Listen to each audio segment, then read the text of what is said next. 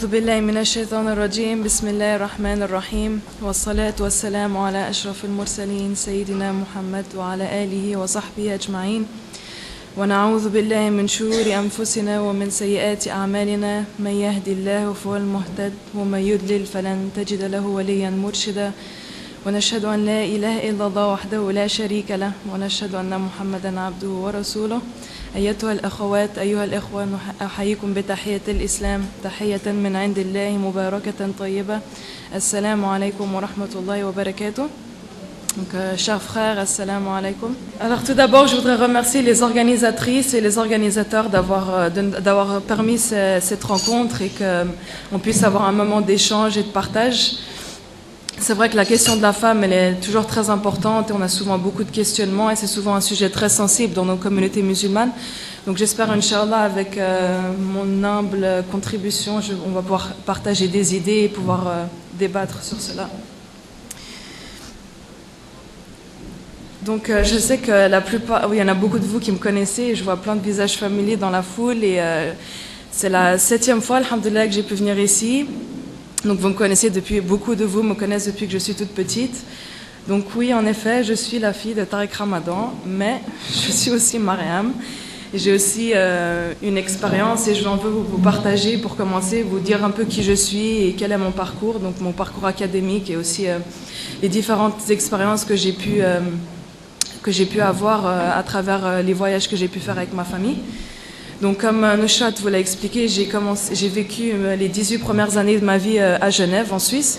Donc là, j'ai fait mes études primaires et secondaires et c'est vrai que j'étais vraiment dans un milieu où il n'y avait pas beaucoup de musulmans. J'étais une des seules voilées donc j'avais pas beaucoup d'amis musulmanes. Donc c'est vrai que ça aussi, ça m'a un peu... c'était une expérience. Ensuite, je suis partie vivre à Londres, en Angleterre, et c'est là où j'ai continué mes études universitaires. Et c'est vrai que là, j'ai eu la chance d'avoir beaucoup plus d'amis musulmans, de copines musulmanes. Et c'est vrai que ça, c'était une expérience différente où, en fait, avec des amis, on vit notre islam avec beaucoup plus de force, vu qu'on est plus en groupe, on est mieux accompagné, etc. Et il est vrai que même si en Angleterre, c'est beaucoup plus simple d'être musulmane, on a accepté notre foulard, j'ai pu faire mes études et travailler en même temps. Il est aussi vrai qu'il y a beaucoup de stéréotypes avec le fait d'être une femme musulmane. Et c'est vrai que ces questionnements et ensuite le fait d'avoir eu la chance de beaucoup voyager, cela m'a aussi permis de rencontrer des femmes de différentes cultures et de me rendre compte qu'en tant que musulmane, tout dépend de la culture dans laquelle on est, de laquelle on vient. On vit des expériences, on ne vit pas forcément... Notre culture, en fait, joue un rôle sur la compréhension de l'islam et on vit souvent et parfois des injustices qui sont prônées au nom de l'islam. Donc c'est vrai que ces voyages et ces discussions m'ont aussi m'ont poussé à faire les études que j'ai continué à faire. Donc ensuite, je suis partie vivre 2 ans en Égypte. Là, j'étais dans une communauté donc majoritairement musulmane et c'est vrai que c'était une expérience différente. J'ai eu la chance aussi de vivre les révolutions, les soulèvements qui se sont passés en Égypte. Donc là aussi, j'ai pu rencontrer des femmes musulmanes, activistes, militantes et qui se battaient pour des principes.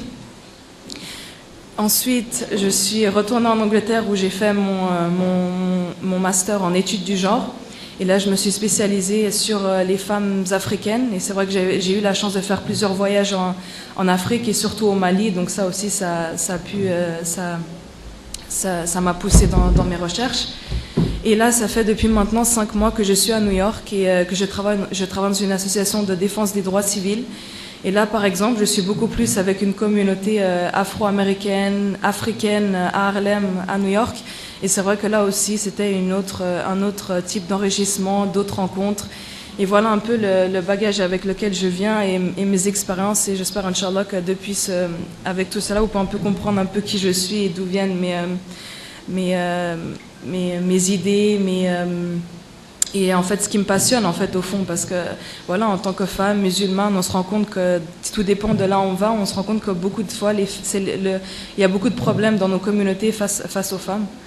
et que, comme on le dit toujours, quoi, l'islam n'a pas de problème avec les femmes, mais c'est souvent la mauvaise compréhension des musulmans et qui fait que tous ces problèmes, qu'on puisse voir, qu'on expérimente tous ces problèmes en tant que femme. Donc je vais diviser ma présentation en 4 parties. Je vais essayer de regarder un peu les problèmes dont font face les femmes, ensuite les causes de ces problèmes, ensuite regarder un peu sur le terrain les différents mouvements qui ont été créés face à ces problèmes, et pour finir, vous donner un peu, voir un peu quels pourraient être nos engagements et quels seraient nos défis et que pourrions-nous faire en fait pour essayer de résoudre toutes ces causes de problèmes en fait. Donc, quels sont les problèmes auxquels font face les femmes dans nos communautés musulmanes? Donc, un peu à travers les discussions, les voyages, et ce qu'on peut observer, c'est qu'il y a un des plus grands problèmes qu'on remarque, c'est vraiment une différenciation dans la façon dont un traitement différencié dans l'éducation, que ce soit à l'intérieur de nos familles et à l'extérieur. Donc à l'intérieur de nos familles, on constate qu'on demande souvent à la fille beaucoup plus de tâches ménagères, qu'on la responsabilise beaucoup plus tôt et qu'on ne donne pas forcément la même éducation à nos filles qu'à nos garçons. Et à l'extérieur aussi, on voit qu'on pousse les hommes, on pousse nos garçons à s'éduquer, à aller beaucoup plus loin dans les études, et on met beaucoup d'importance sur l'éducation du garçon, mais pas autant en fait chez les femmes. Et souvent, et dans beaucoup de cas, en fait, les femmes, les jeunes filles s'éduquent et jusqu'à un certain âge, et au moment où elles se marient, elles abandonnent tout, ou elles restent et elles ne continuent pas ces études. Et avec quelques discussions que j'ai pu avoir avec des sœurs ici à Maurice, on m'a aussi parlé du fait qu'à un certain moment, en fait, souvent des mères beaucoup plus âgées se rendent compte qu'à un certain moment, un salaire ne suffit pas dans la famille et qu'en fait, elles doivent reprendre leurs études qu'elles ont dû arrêter à un certain moment car elles n'ont pas pu continuer, ou elles se sont mariées sans continuer leurs études. Et en fait, c'est un phénomène où on retrouve maintenant beaucoup de femmes qui sont beaucoup plus âgées, qui sont obligées de reprendre les études car elles se rendent compte qu'un salaire ne suffit pas et que c'est un devoir pour elles et qu'elles ont une obligation de reprendre les études.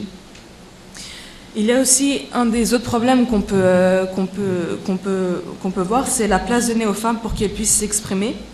Donc, et ça, c'est pas seulement à l'île Maurice ou en Afrique ou en Europe. Moi, par exemple, ce que j'ai pu observer depuis l'Amérique, c'est qu'un des plus grands combats de ces organisations musulmanes ou organisations de femmes, c'est qu'en fait, elles se battent pour avoir, par exemple, des places dans les board committees des mosquées.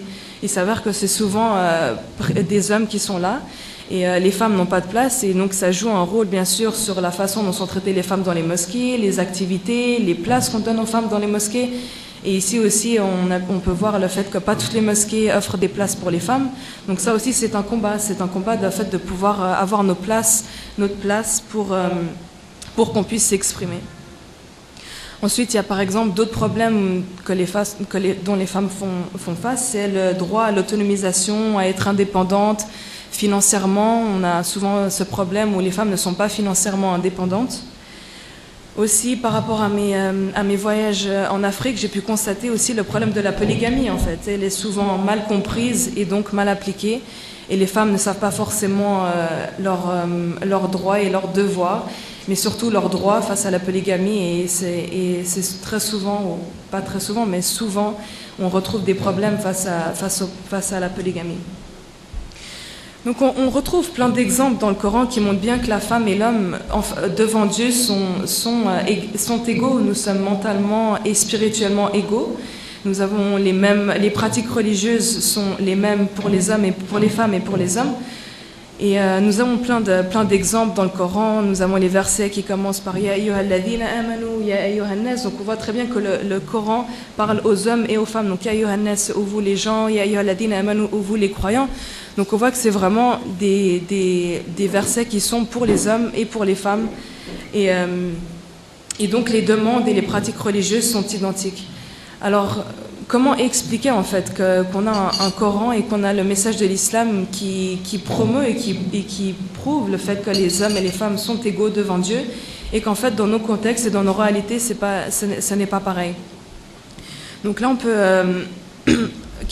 quelques causes en fait qu'on peut identifier. Donc là j'en ai identifié 6 que je pense sont les plus importantes et qu'on retrouve un peu partout. Donc une des premières causes, c'est les interprétations des textes. Et si on prend par exemple les versets, par exemple si on prend la violence faite envers les femmes, on a des frères qui au nom de certains versets pensent que c'est islamique, par exemple, de pouvoir taper sa femme ou que la violence n'est pas contraire au message de l'islam. Mais en fait, on a tellement d'interprétations différentes et qui montrent bien qu'à aucun moment c'est islamique de pouvoir même lever le doigt ou lever la main sur une femme. Et c'est dû à nos mauvaises interprétations qu'on en arrive à des points comme ça. Et on a l'exemple aussi du prophète. Donc on a le Coran et les exemples du prophète et la sunna qui montrent bien que le prophète à aucun moment n'a levé la main sur une de ses femmes. Donc comme j'expliquais, c'est vraiment une mauvaise interprétation des textes qui est souvent la cause d'un mauvais traitement ou d'une injustice faite aux femmes. Une autre problématique, une autre cause, c'est la question culturelle. Donc il arrive très souvent que des pratiques qui sont culturelles et qui sont tellement pratiquées et ancrées dans notre quotidien et dans les façons d'éduquer qu'on ne se rend plus compte en fait qu'il y a une différence entre ce qui est islamique et ce qui est culturel. Et là, je voudrais donner l'exemple de Zaynab radiallahu anha, la fille du prophète, qui elle, donc je vais raconter un peu l'histoire et après je vais vous expliquer pourquoi je raconte cette histoire. Donc Zaynab radiallahu anha était mariée avec Abu al-As ibn Rabi'a. Et en fait, au moment où les versets du Coran ont été révélés sur le fait qu'une femme musulmane ne pouvait pas être mariée avec un non-musulman, son mari n'a pas voulu se convertir. Et donc, elle l'a quitté avec ses enfants. Elle est partie vivre à Médine à côté du prophète, sallallahu alayhi wa sallam. Et en fait, à un certain moment, dans un des voyages d'Abu al-As ibn Rabi'a, sa caravane est interceptée par des compagnons du prophète. Et il est pris, et en fait, lui, il arrive à échapper. Et le seul endroit où il peut trouver refuge, c'est chez sa femme. Donc, ils sont séparés. Et donc, il va chez sa femme, et Zaynab radiallahu anha le prend chez elle. Et le lendemain matin, la prière du Fajr, juste avant la prière, Zaynab radiallahu anha prend la parole. Donc elle se situe derrière les hommes dans la mosquée. Elle prend la parole et elle dit « J'ai libéré Abu al-As ibn Rabi'a ». Donc il faut savoir qu'elle dit qu'elle l'a libéré parce qu'il est en fait en otage, vu qu'il est chez les compagnons du prophète. Et donc la prière se termine et à la fin de la prière, le prophète demande aux autres compagnons s'ils ont entendu le propos de Zaynab.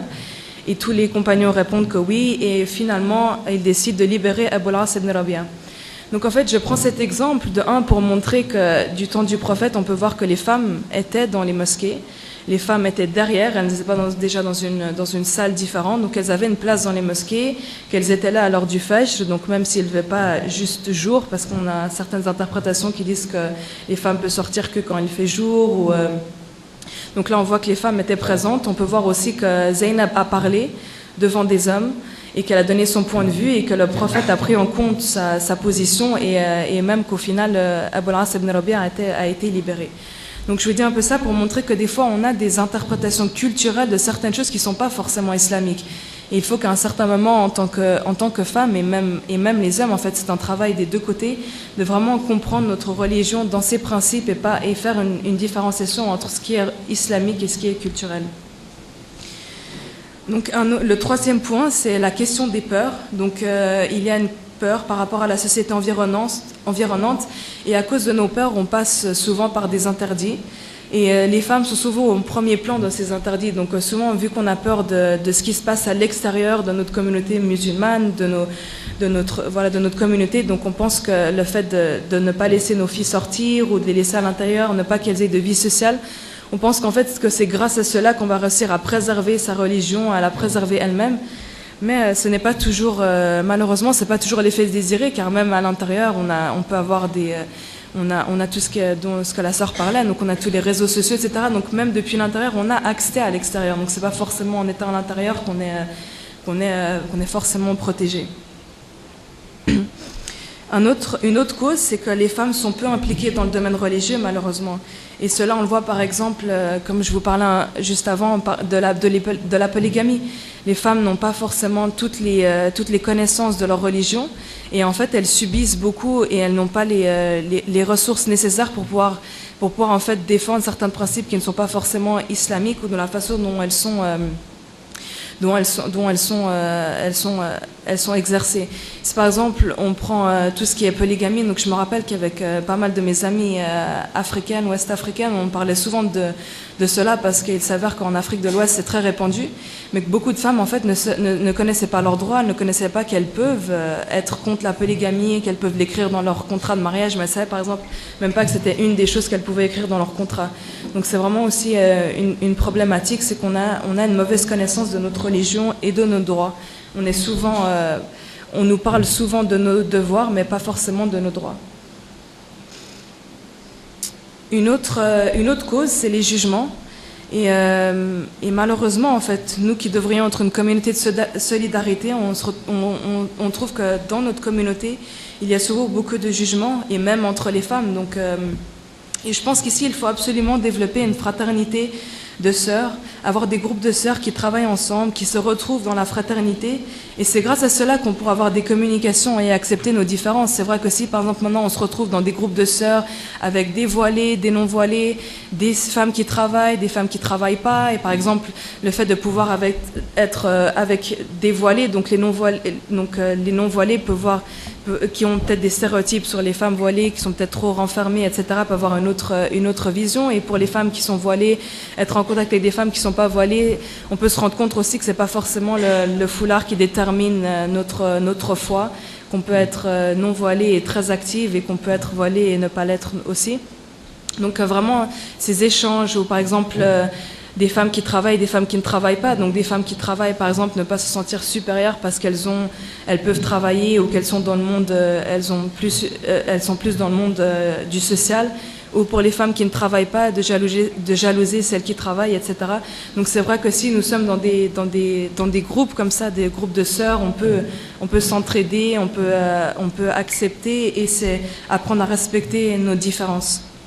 Donc une solidarité des sœurs, c'est vraiment ce dont on a besoin, et cela nous aidera aussi à puiser nos forces, à pouvoir être beaucoup plus fortes face à des adversités, si on sent qu'on a des gens qui nous supportent et qui soutiennent nos idées.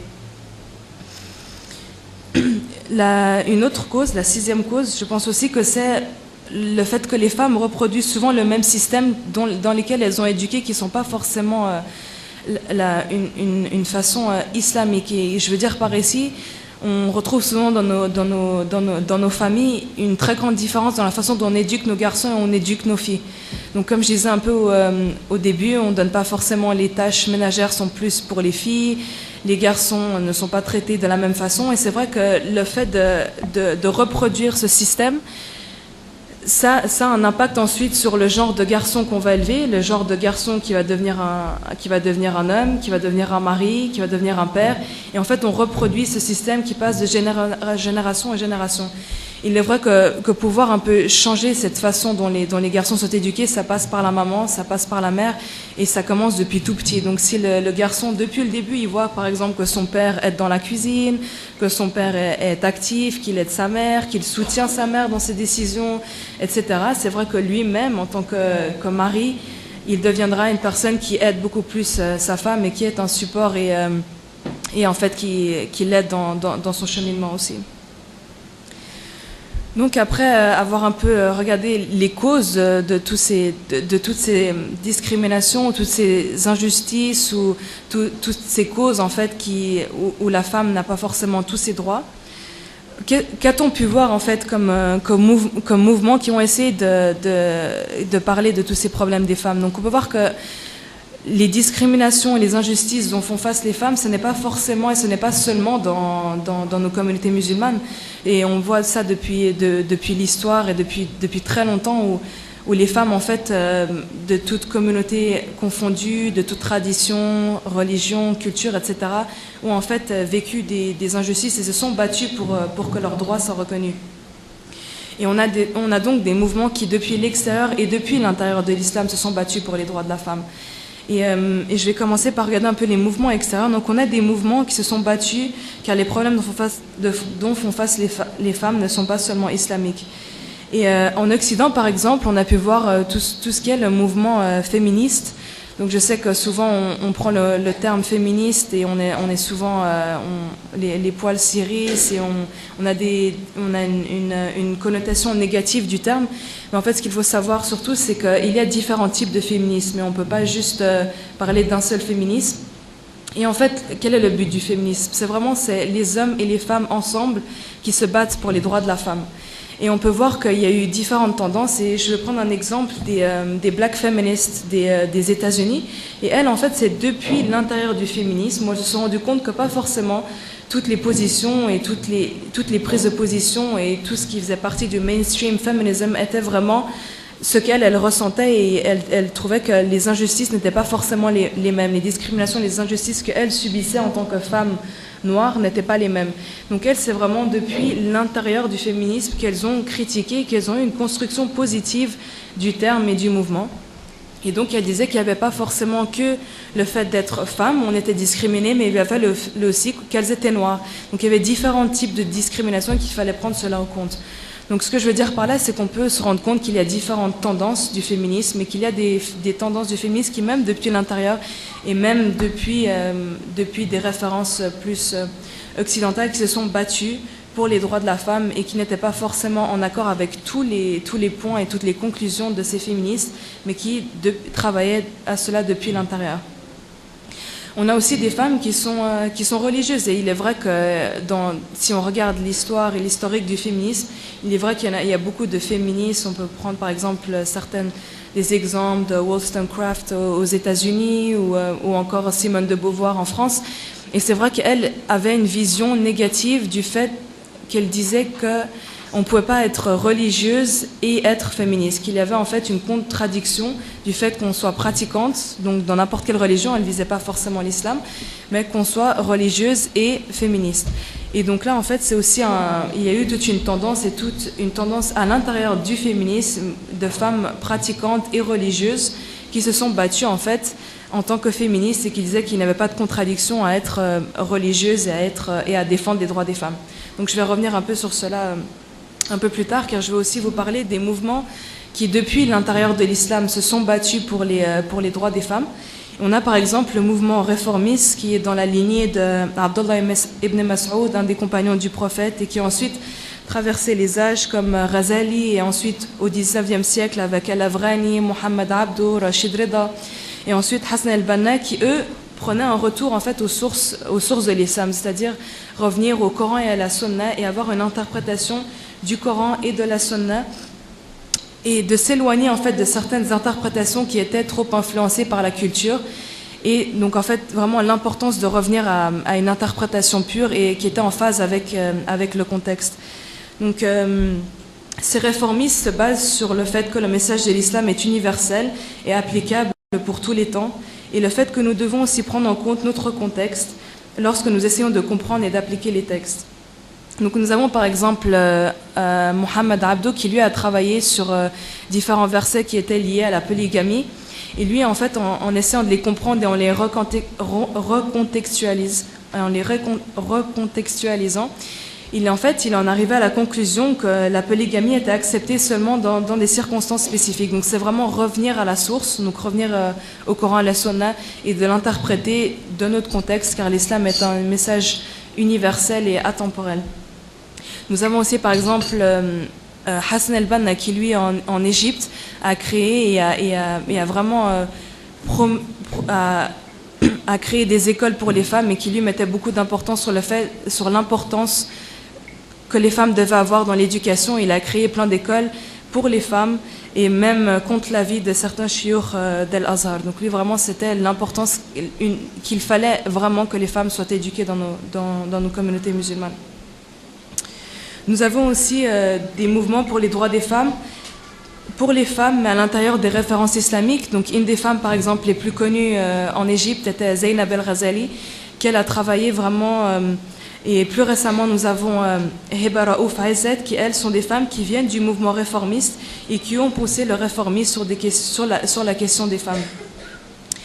Et je veux aussi vous parler d'un autre mouvement de femmes qui se mobilisent pour relever les défis de leurs époques, tout en étant fermes avec leurs principes religieux. Et c'est au nom de l'islam et au nom de cela qu'elles se battent pour la défense des droits des femmes. Donc c'est pas en désaccord avec leurs principes, mais c'est vraiment au nom de l'islam qu'elles sont poussées à se battre et à défendre les droits des femmes musulmanes. Et ces femmes travaillent sur deux principaux domaines. Donc le premier domaine, c'est une réinterprétation des textes avec une approche beaucoup plus féminine. Et je veux dire par là que quand on lit le Coran, c'est comme on le dit, c'est comme un miroir en fait. On lit le Coran et ça reflète notre... et le miroir est un reflet. Et c'est vrai que comme c'est un miroir, une femme et un homme ne se projettent pas pareil. Et c'est vrai que nous avons besoin d'un regard beaucoup plus féminin sur les textes. Et il est vrai que 98% des interprétations que nous avons pu avoir sont faites par des hommes. Et donc les hommes et ces ulama, bien qu'ils aient des intentions pures, mais il est vrai que leur contexte et leur culture jouent un rôle sur la façon dont ils interprètent ces textes. Et eux, ils ont une relation avec des femmes qui sont plus leur mère ou leur femme ou leur sœur ou leurs épouses, mais pas forcément, on n'a pas forcément une approche de femme en tant que femme. D'une femme qui parle par exemple de la femme dans sa quête spirituelle ou dans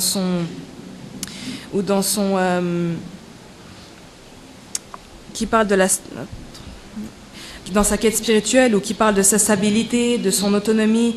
Et voilà un des domaines sur lesquels ces femmes travaillent. Je prends ici un exemple d'une des organisations qui est basée au Maroc, et ces femmes en fait travaillent sur une réinterprétation du texte avec une approche beaucoup plus féminine. Mais cela ne veut pas dire que c'est les femmes toutes seules contre les hommes. Bien sûr que non. Quand je parle d'une interprétation plus féminine avec une approche plus féminin, c'est vraiment les hommes et les femmes ensemble qui travaillent sur cela. Et si je prends l'exemple de ces organisations au Maroc, elles travaillent avec des ulama, donc avec des hommes aussi, pour avoir une approche, pour qu'on puisse incorporer une approche plus féminine des textes. Et un des autres domaines de travail, c'est les sciences sociaux, donc les sciences sociales, pardon. Donc si je prends mon exemple personnel, donc moi j'ai fait mes études dans études du genre, donc gender studies. Et c'est à la lecture des textes que je me suis rendu compte. Et là, donc par exemple, moi j'ai beaucoup travaillé, on travaillait beaucoup sur le féminisme, donc on travaillait sur les différents mouvements de femmes. Et à un certain moment, on a commencé à parler du féminisme, on a regardé un peu l'historique du féminisme. Et je me suis rendu compte qu'il y avait beaucoup de choses qui n'étaient pas en contradiction avec ma religion, que la base du féminisme, qui est une défense des droits des femmes, donc les hommes et les femmes ensemble pour une défense des droits des femmes et promouvoir les droits des femmes, il y avait beaucoup de choses qui n'étaient pas en contradiction avec mes principes religieux. Et c'est en fait, en continuant mes lectures, je me suis rendu compte qu'il y avait aussi tout un mouvement de femmes qui, au nom de leurs principes religieux et qui, au nom de leur islam, promouvaient le fait qu'on pouvait être féministe et qu'on pouvait être musulmane en même temps et défendre ces principes au nom de notre religion. Donc, et c'est là où je me suis identifiée avec ce mouvement qui concilie une identité musulmane tout en défendant les droits des femmes. Et c'est au nom de ce message de l'islam qu'elles font ce travail tout en étant bien sûr fidèles aux principes islamiques. Donc certains ont appelé ce mouvement féminisme islamique et d'autres ont préféré ne pas utiliser le terme. Donc on respecte bien sûr les femmes et celles qui préfèrent ne pas utiliser le terme, mais je pense que le plus important, au lieu de s'attarder sur des définitions ou sur comment on pourrait label ou comment on pourrait parler de ce mouvement, le plus important vraiment c'est de voir quels sont nos buts et quels sont nos objectifs, et qu'au final c'est vraiment au nom du message de notre religion et au nom de nos principes religieux que nous nous battons pour ces droits des femmes qui sont malheureusement... et qu'il y a malheureusement une différence entre ce que le message de l'islam prône et la façon dont les femmes sont traitées dans nos communautés musulmanes. Et il ne faut pas se mentir, une femme, aussi motivée qu'elle soit, si elle n'a pas le support des hommes, si elle n'a pas le support de leur mari, de leurs frères ou même de leur père ou même de leurs frères, il est vrai qu'elles seront limitées dans ce combat et dans leur combat de leur résistance. Et nous avons donc besoin du support des hommes, qu'ils comprennent mieux leur religion et donnent plus de responsabilités à leurs femmes, à leurs sœurs, à leurs épouses ou mères, pour qu'elles soient beaucoup plus éduquées. Donc d'un point de vue, quand je parle d'éducation, je parle d'une éducation scolaire et bien sûr aussi d'une éducation religieuse. Nous avons besoin des deux pour que notre parole soit entendue. Et c'est en vue de tout ce qu'on vient de parler que je pense qu'il faut que la femme s'arme pour pouvoir faire face à tous ces défis. Et c'est avec mon humble expérience personnelle et avec différentes discussions que j'ai pu avoir avec des femmes qui ont été des exemples pour moi, que je pense que certaines idées ou certaines choses qu'on devrait vraiment prendre en compte, donc je parle à toutes ces sœurs qui ne sont pas, à toutes nos sœurs qui ne sont pas encore mariées, et je pense que c'est très très important de bien choisir son mari en fait, et que tout se base vraiment sur la communication, et qu'il faut vraiment qu'on communique et qu'on ait des communications avec notre futur époux, notre futur conjoint avant le mariage, et comme on dit, donc better be safe than sorry, donc vraiment avoir une discussion sur tous les thèmes, jusqu'à parler de la violence, qu'est-ce qu'il pense de la violence domestique, qu'est-ce qu'il pense de l'éducation, est-ce qu'il serait d'accord qu'on continue nos études, ou pour toutes ces femmes qui ont des diplômes et qui ont été éduquées, est-ce que leur mari leur permettra de continuer si elles veulent travailler, ne pas être avec tous ces diplômes et finalement rester à la maison. Donc vraiment qu'on ait des discussions très importantes et sur tous les sujets. Et vraiment c'est très important cela avant de s'engager dans un mariage. Et c'est très important, on deviendra des mères, des épouses, des mères. Et c'est vrai qu'une femme qui est éduquée, qui est bien dans sa peau et sera un exemple pour ses enfants et pour les générations qui suivront, Inch'Allah. Donc c'est vraiment un message, c'est vraiment quelque chose sur lequel nous devons travailler, qui est très important. Et bien sûr, pour toutes les sœurs qui sont déjà mariées aussi, c'est la façon dont on éduque nos enfants et surtout nos garçons. En fait, on parle souvent de la fille, mais l'importance qu'on donne à l'éducation de nos garçons. Et c'est vrai que le travail viendra aussi par nous, de la façon dont on éduque nos garçons. Donc voilà un peu ma contribution. Je pense qu'on peut... Avant de commencer les questions et réponses, je vous annonce déjà que je ne suis pas une alima ou une sheikha, donc j'espère qu'on puisse avoir des discussions entre nous sur peut-être parler de nos expériences et aussi si vous avez des questions sur les points dont je viens de parler. Et je voudrais finir par une citation de Malcolm X que j'aime beaucoup et qui dit « When you teach a man, you teach a community. When you teach a woman, you raise a nation. » Donc c'est vraiment notre... nous avons un grand poids sur nous et il faut vraiment qu'on fasse face à ça et qu'on prenne nos responsabilités, car il est vrai que ça viendra beaucoup de nous les femmes. Inch'Allah. Merci. Alors, merci beaucoup, Maria. J'espère que nous en avons beaucoup profité et que moi, ce que je note, c'est qu'on peut être religieuse et féministe. Et merci beaucoup. Donc, vous êtes invités à vous poser des questions si vous en avez. On a une question dans la salle.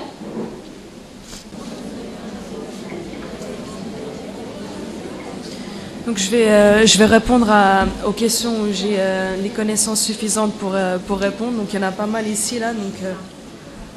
Donc pour revenir à ta question, Yasmine, je pense que c'est toute une question d'équilibre en fait. C'est vrai qu'à un certain moment, comme tu disais, ça passe de la soumission à trop d'éducation et après au final où est le juste milieu. Donc je pense que c'est vraiment une question d'équilibre. C'est vraiment une éducation aussi au nom de nos principes. C'est pas seulement une éducation pour aller au plus haut de l'échelle, mais c'est vraiment en prenant en compte nos principes religieux. Donc je pense qu'il faut vraiment avoir un juste équilibre. Après tout dépend des femmes et des personnalités et les buts dans la vie aussi, je pense. Il y a une question qui est sur What is the best dress code for the Muslim woman? Is hijab the headscarf enough? Donc on a en islam des critères sur les habits. Donc il ne faut pas que ça soit transparent, il ne faut pas que ça soit moulant, et il faut que ça soit modeste aussi. Et je pense que ça c'est aussi un des points que je voulais soulever, que j'ai pas forcément parlé dans la présentation quand je parlais des problèmes culturels. Mais je voulais aussi ajouter le fait que tout ce qui n'est culturel n'est pas forcément anti-islamique.